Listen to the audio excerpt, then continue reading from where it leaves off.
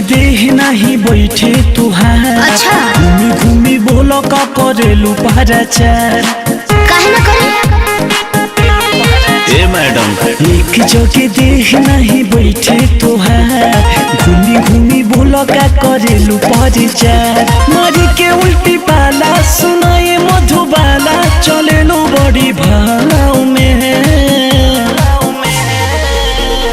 धीरे धीरे परिचय बनावा तने गाँव में। खड़ा होखम राजा मुखी जाए के चुनाव में। धीरे धीरे परिचय बनावा तने गाँव में। खड़ा होखम राजा मुखी जाए के चुनाव में।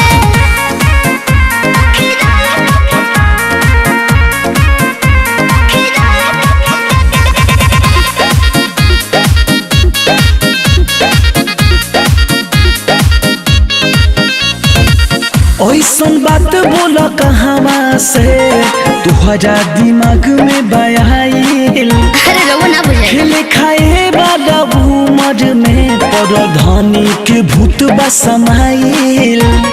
चुप रही रउआ का बुझे। अरे हमरा संगे नमवा हो जाई तोहार।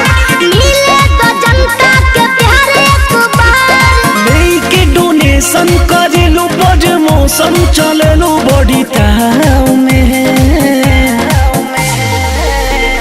धीरे धीरे परिचय बनावा तने गाँव में। खड़ा होखम राजा मुखी जाए के चुनाव में। धीरे धीरे परिचय बनावा तने गाँव में। खड़ा होखम राजा मुखी जाए के चुनाव में।